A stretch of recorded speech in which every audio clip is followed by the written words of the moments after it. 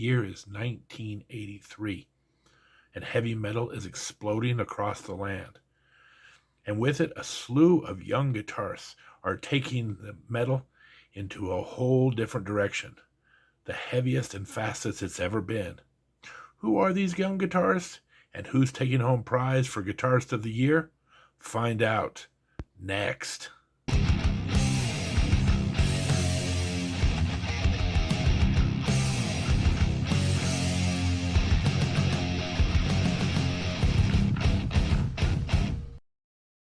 Welcome, metal enthusiasts, to another episode of the Metal Dude Abides. As you know, currently on this channel, we are going through the history of heavy metal from the late 60s all the way to modern day. And we award Grammys for deserving metal acts. And one of those categories that we've been giving out is Best Instrumental. Now, generally speaking, I reserve that because I am a guitar floozy to the best guitarist of the land. But we also hand out awards for best drummer and best bass. And so I was contemplating this the other day, that as we've gone through the channel, I realized that going through the 70s was kind of easy. You had a few guitarists that kind of stood out. You had the crunchy riffs of Tony Iommi. You had the symphonic masterpieces from Ritchie Blackmore. You had the melodic rock of Michael Schenker. You had the bluesy heaviness of Ted Nugent, and you had the absolute speed of Eddie Van Halen. So depending on who was doing what that year, you kind of had to pick amongst those 4 or 5 guitarists. Now, the 80s, with the explosion of heavy metal, you have guitarists popping up everywhere, all doing tremendous work, innovative work. As I went through this list, I started to realize this is going to be very hard to narrow down these candidates to just 5. But I did. Before we get to those candidates, though, I want to put a spotlight on some of these young lions who are changing the face of heavy metal, making it much heavier, much faster than ever before.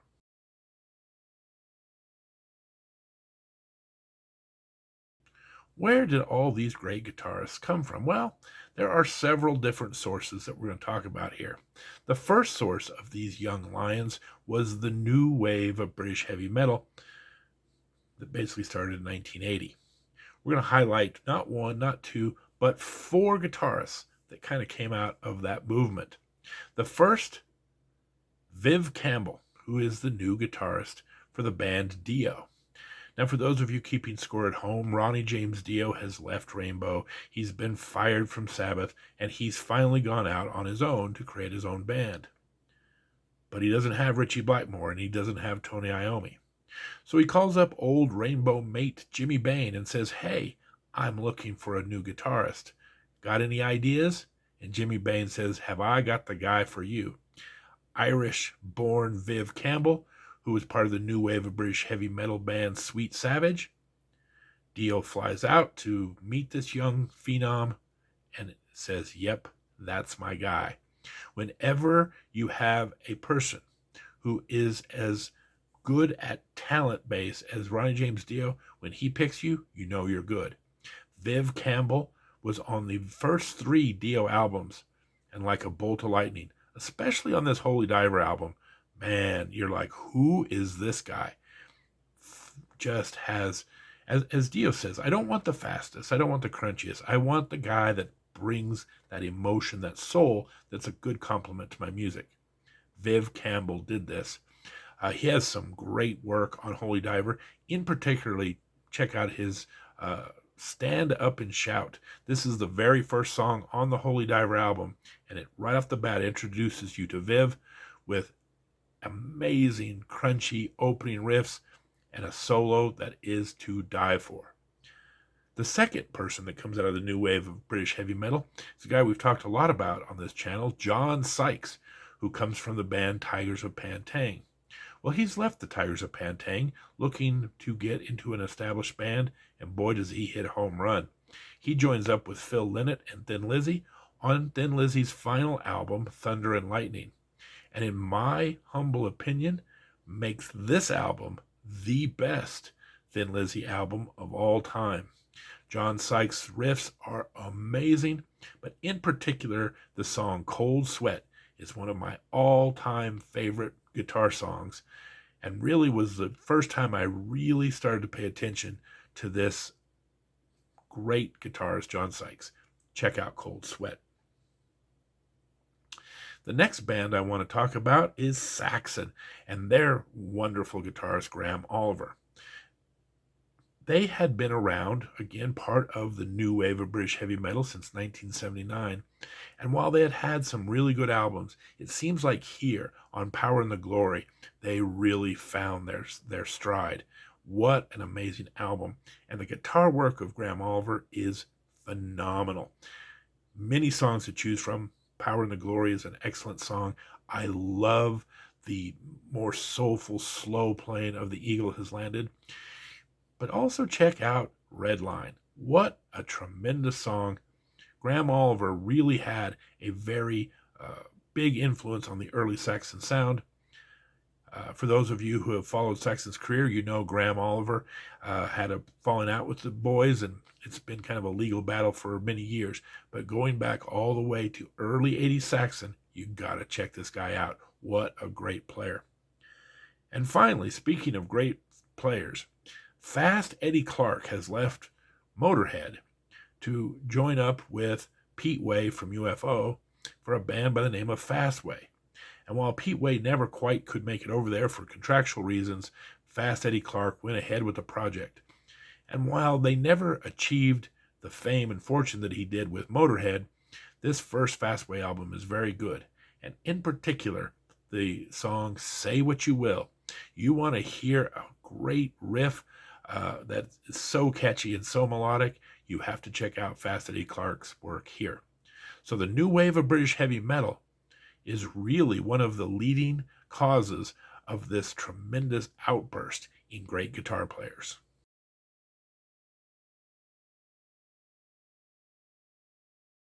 Now, not all the great guitarists are coming from England. We also have a couple I want to highlight that come from the great state of California. The California movement, as we touched on, is just starting to get going, and they're going to produce a couple of great ones here. The first one I want to highlight is Jake E. Lee. Now, very similar to the story I just got through talking about Dio, starting his own band and needing a young hotshot guitarist, Ozzy Osbourne finds himself in the same boat. Unfortunately, Randy Rhoads has passed away, and Ozzy's put out the casting call for young guitarists. And this is the sweetest gig in the land. We have guitarists from across the globe trying out to be in Ozzy's band. We talked about John Sykes being on the Thin Lizzy album. He was one who tried out for Ozzy's band, but the guy that Ozzy picked was Jake E. Lee. Jake E. Lee is going to be on 2 Ozzy albums, in 1983's Bark at the Moon, and a couple of years later they're going to put out another album called The Ultimate Sin. Jake E. Lee is part of the time when Ozzy is starting to hit new heights commercially, and his contributions for songwriting, although they're a little bit contested, no doubt that Jake E. Lee had a big say in the sound. His guitar solos on, in particular, the title track, Bark at the Moon, are legendary. And again, with Ozzy making the very first videos of his career, Ozzy is just starting to break into new heights.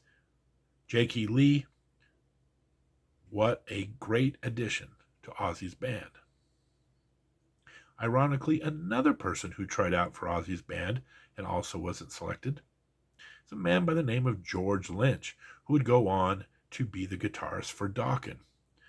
Now, you know, if you've listened to this channel, George Lynch is one of my all-time favorite guitarists. And it starts right here with Dokken. They put out their debut album, Breaking the Chains. And just to tantalize the emergence of this great George Lynch, they put on the American release a song by the name of Paris is Burning, and a live track that starts out with a blazing guitar jam solo from George Lynch. Hello, world. Here's George Lynch. Check out what he can do. Now, as much as I like J.K. Lee, you sometimes do wonder, did Ozzy pick the right guy? Because George Lynch is going to take Dokken to similar heights as Ozzy. Don Dokken's voice, a big part of it, but don't sell short the fact that George Lynch is about to become one of the greatest guitar players on planet Earth.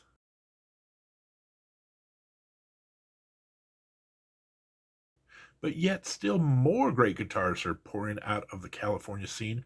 But this one starts to slide up the coast a little bit.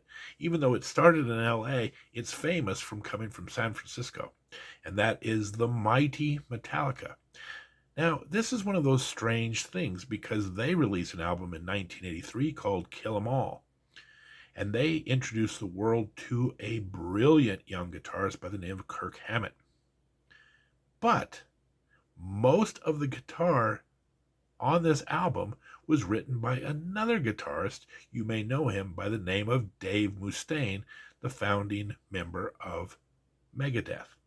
So here you have, in some ways, you kind of get introduced to two of the most legendary guitarists to ever walk the earth, because thrash is about to go huge and really take the heavy metal movement into faster, heavier places.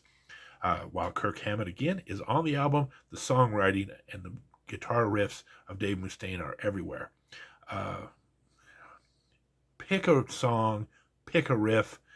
They are all fantastic. I really like a couple of them in particular. Seek and Destroy, really good, memorable riff. Metal Militia, one of the very first solos that Dave Mustaine wrote. But again, Motor Breath, like, you can't find a bad guitar song on Kill 'Em All. And again, this is the beginning of the thrash movement. Metallica is going to take this to a new art form, and these two guitarists are going to become very famous.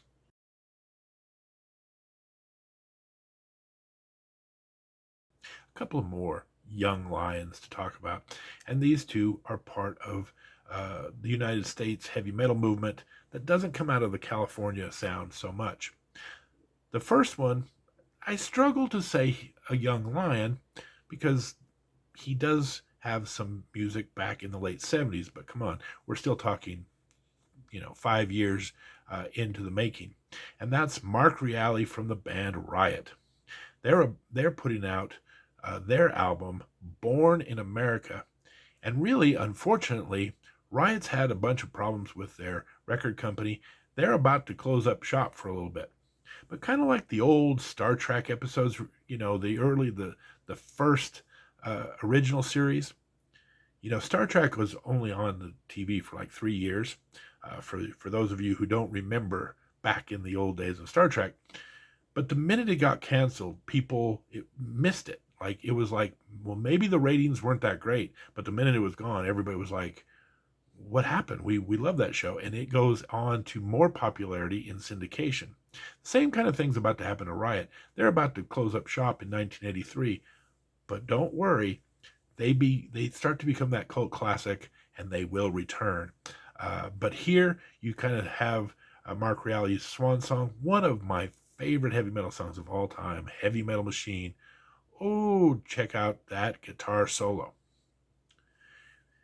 We say goodbye to one, we say hello to the other. From the great band Savatage, we are introduced to Chris Oliva on his very first album, an album from Savatage by the name of Sirens. And while I would be tempted to say my favorite song here was the title track, there is another song on there called I Believe. Not a big hit for Savatage by any means, kind of a sleeper song, but this is where you see the versatility of Chris Oliva really shine, because the first of it's kind of an acoustic ballad, and you think, oh, this is going to be a nice soft song. Then it gets crunchy and heavy, and you see the heavy side of Chris Oliva, and then at about the 4.5 minute mark, it just kicks into another gear, and then you start seeing the speed of Chris Oliva. The beauty, the acoustic, the crunchy, and the speed. Chris Oliva shows off all those skills in this one song, I Believe, from Savatage's debut album, Sirens. You've got to check it out.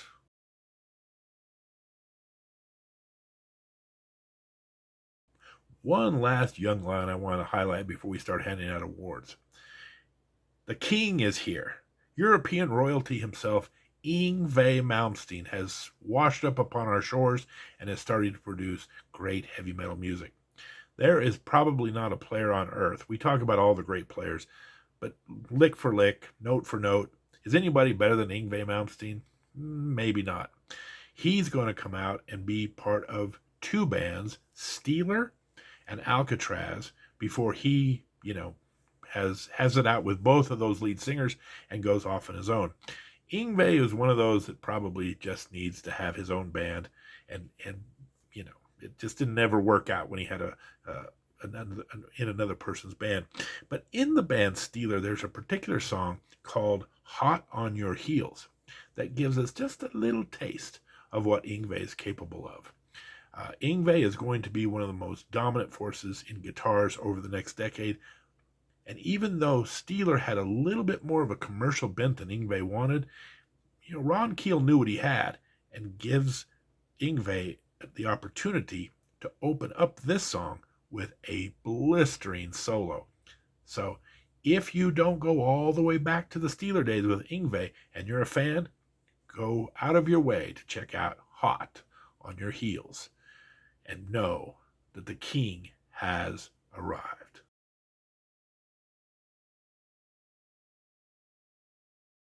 All right, enough honking around. Let's talk about who wins the awards in 1983. Let's talk about bass players. Our first nominee, if it's possible to be underrated as a bass player, this guy fits that bill. Peter Baltes from the band Accept, and we'll just, again, all these guys have so many great songs to choose from. In this case, we'll choose London Leather Boys off Accept's Balls to the Wall album. Our second nominee, again, one of the young lions, Cliff Burton, who is the bass player for Metallica. He does a bass solo called Anesthesia Pulling Teeth. One of the highlights of the Metallica show when Cliff was still with us. It is so very impressive.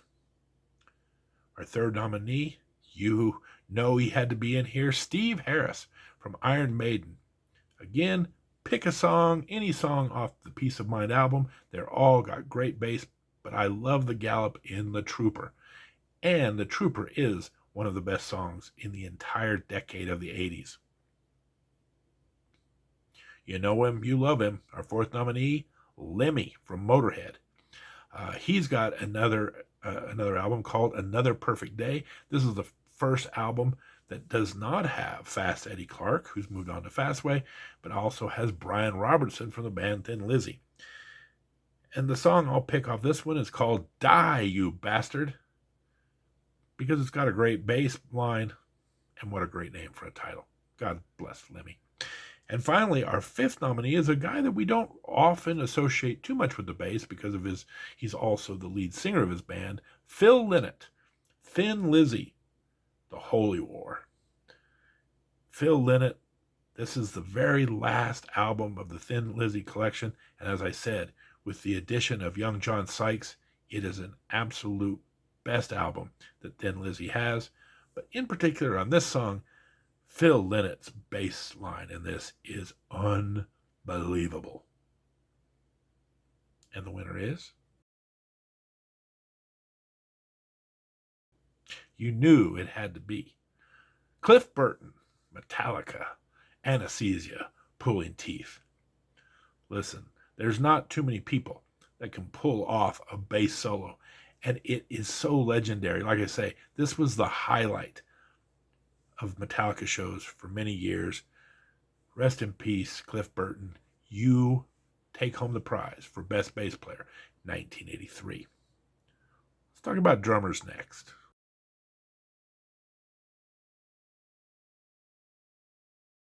The 1983 Drummer of the Year is going to be different than the 1982 Drummer of the Year. This we know, because the 1982 Drummer of the Year was canned.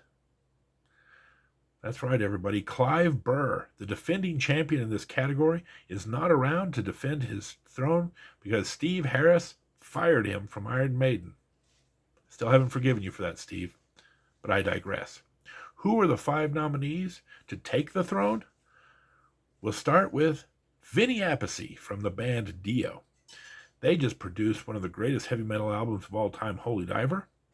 And Vinny Appice, while he's not the typical drummer that I would usually like, single bass guy, he works with Dio perfectly. Those two together have put out some of the greatest music and albums in the history of heavy metal.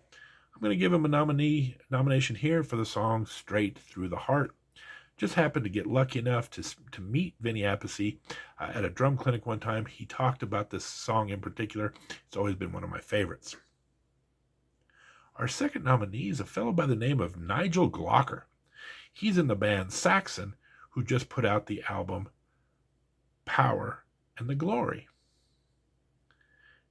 Now, like all these nominees, I can pick a lot of different songs to nominate Nigel for, but I'm going to go for the drums he does on This Town Rocks. Ooh, just unbelievable stuff.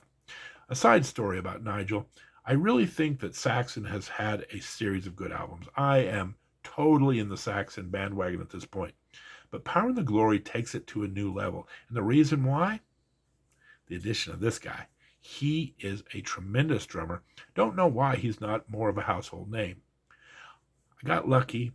I got to see Iron Maiden and Saxon on these tours. Iron Maiden's on their Peace of Mind tour. Saxon is on their Power and the Glory tour. And everybody in my party, we all agreed on one thing. The drummer for Saxon blew the drummer of Iron Maiden out of the water.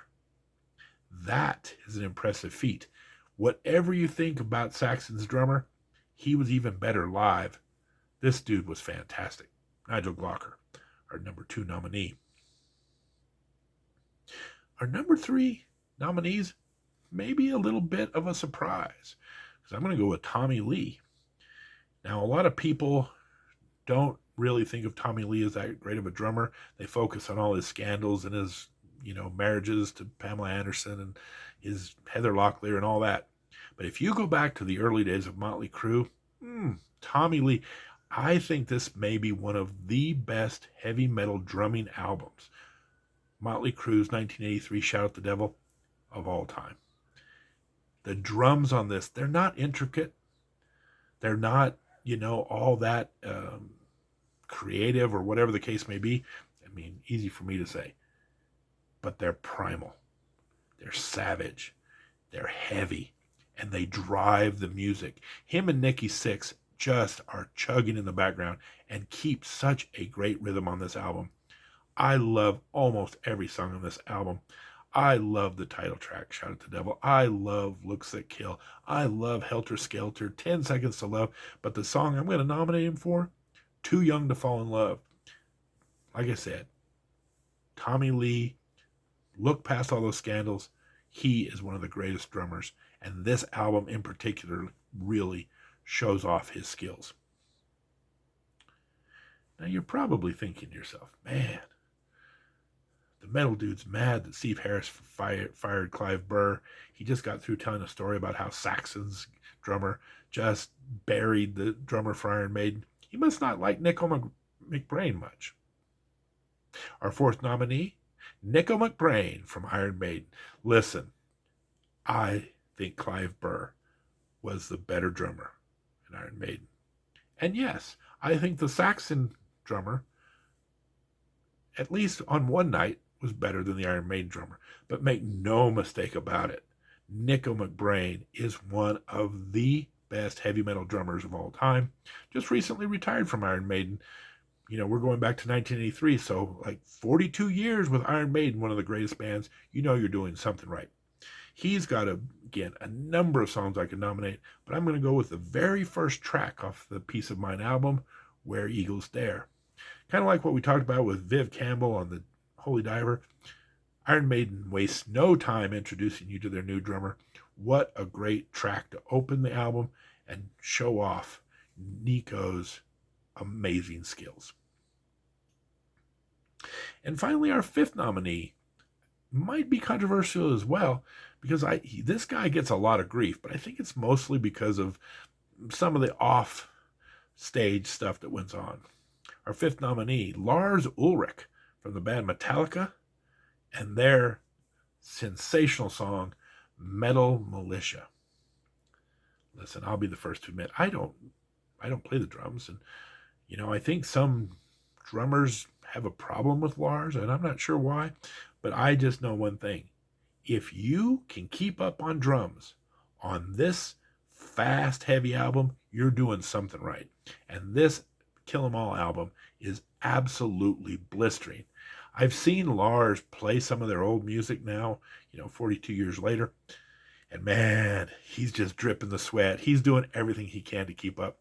I always feel sorry for these heavy metal bands who especially had really heavy stuff at the beginning of their career, because when they get older, man, it is tough to keep up. And the winner is, ladies and gentlemen, we have an upset on our hands. At least I think so. 1983 Drummer of the Year, none other than Tommy Lee, Motley Crue. Again, my history with Motley Crue is a little off and on. They move into a commercial direction right after this album that I don't really care for. But right here in 1983, their second album, Shout at the Devil, is a damn metal masterpiece. And in particular, driven by the wonderful bass or wonderful drums of one Tommy Lee. Again, I don't think the drum work is that complicated. I don't think it's that complex. It's simple, it's basic, but it's savage, it's primal. Tommy Lee is playing those drums like he's got a grudge against them. He is hammering those drums. I really like power drums. I know that there are people out there who can play amazing things and have, Neil Peart for Rush comes to mind. If you're a drummer, you look at the work he does and you go, oh, nobody can touch that work. That's all fine and good, but sometimes you just need a nice, savage beat in the background of your songs. Right here, every song is just driven by this relentless drumming of Tommy Lee. One of my favorite all-time drumming albums. Winner, Tommy Lee, for his work on Shout at the Devil. Let's go talk about those guitarists now.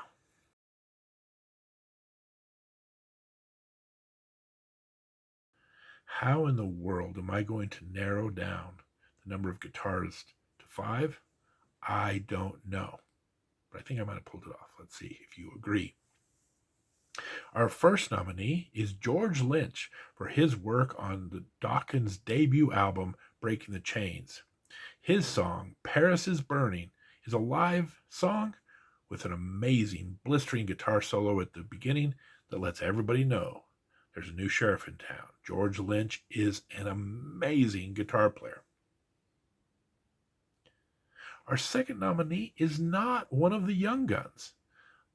Unbelievable. But you have to remember, Michael Schenker is still around, and he has an instrumental song by the name of Captain Nemo that is one of the best solos you're ever going to hear, and a true instrumental. For those of you who may or may not know, I call it Instrumental of the Year because it's about the instruments, it's about guitars and drums and everything, but most of them are instruments played in a song with singing. This is truly an instrumental, just Michael Schenker's guitar. It is amazing. I also know that Eddie Trunk uses this as his, I think it's his bumper song for his radio show. So there you go. Our third nominee, Metallica, with their song, Seek and Destroy. Again, I kind of have to split this award up between two guitarists, Kirk Hammett and Dave Mustaine, because Dave Mustaine wrote most of the guitar work, but Kirk Hammett pulled it off beautifully. Two of the best guitarists. We're going to hear a lot about Dave Mustaine. We're going to hear a lot about Kirk Hammett in the years to come. Our fourth nominee, the great Chris Oliva from the band Sabotage, for his amazing guitar work on the album Sirens, and in particular the song I Believe. As I said in the intro, this is Chris Oliva at his best. A beautiful acoustic beginning, a heavy, crunchy riff, and then the speed at the last minute or so of this song shows all the skill. Chris Oliva, one of the most unheralded guitarists in the history of heavy metal. And our final nominee, John Sykes, one of my all-time favorites from the band Thin Lizzy, and the unbelievably great song, Cold Sweat. I think this is the song, like I said, that really introduced me to John Sykes, made me fall in love with Thin Lizzy, and made me go and follow John's career when he went to Whitesnake, went back in and discovered Tigers of Pantang. One of the great, recently passed John Sykes, rest in peace, one of the best guitarists ever. And just on a side note, this song in particular, I think another guitarist kind of liked it too, because Dave Mustaine recently covered this for Megadeth as well. So an amazing riff on this song. And the winner is... If you think it was hard to pick 5 nominees, picking a winner is damn near impossible. But I'm going to have to give it to Metallica, Seek and Destroy. We talked about how I loved and think Motley Crue Shout the Devil, one of the best drumming albums of all time. Kill 'Em All might be my favorite guitar album of all time. And it's very simple as to why. It's got the blazing solos of one Kirk Hammett.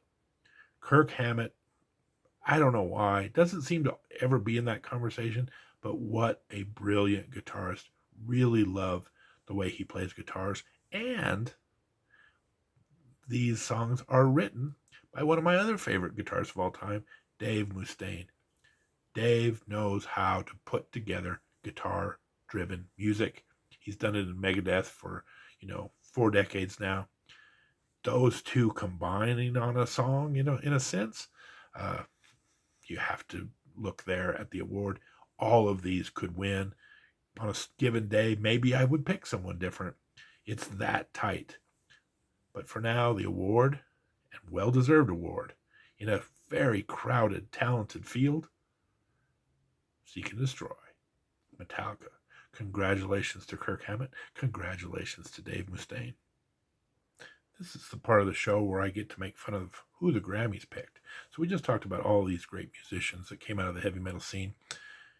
In 1983, the Grammys picked Sting for a song called Brimstone and Treacle. Now, first and foremost, let me confess, I like Sting, and I liked the work he did in particular with the Police. And in 1983, they had a very excellent album, maybe my favorite Police album, called Synchronicity. But this song isn't on Synchronicity. This is on a movie soundtrack that just happened to also star Sting. Now, I'll be the first to admit it, I've never seen the movie Brimstone and Treacle. I've never heard the song from the movie Brimstone and Treacle. It might be fantastic. But it seems like a very obscure, weird song to pick when you have, again, all of these established bands. Secondly, I probably don't even care what it sounds like, because in 1983, there was another musician nominated but didn't win. That musician was a man by the name of Stevie Ray Vaughan. Now listen, as much as I love all the heavy metal guitarists I just spoke of, let me just say that if I'm going to give out a 1983 Instrumental of the Year award to a guitar player in 1983, it probably would go to Stevie Ray Vaughan. Not a heavy metal guy, but one of my absolute favorite guitarists of all time. One of the great blues guitarists of all time. This man was like in the legendary status of like a Jimi Hendrix. So not only did the Grammys ignore all of these great performers of heavy metal, they even ignored Stevie Ray Vaughan. Well, they didn't ignore him. They gave him a nominee. And in return, they gave the award to Sting for a crappy-ass movie soundtrack, for a crappy-ass movie that nobody saw because it was just some vanity project for Sting. Let me tell you, I saw Dune. It's not like Sting was terrible in it, but I don't need to see Sting in movies. He was good in Murders in the Building, though. Did he really try to kill the dog? I don't know. We'll never know. Maybe he'll be on another season. Anyway, no, we're not giving the award to Sting Grammy. Grammy Awards, just sit down, shut up. You don't know what you're doing. Stevie Ray Vaughan's on the scene. We're going to give the award in 1983 for Best Instrumental of the Year to that man right there. But with all that being said, what a great year for guitars. What great years for drums. What great year for bass. And we get Stevie Ray Vaughan thrown into the mix. What a year for instrumental music in 1983. And that's our program.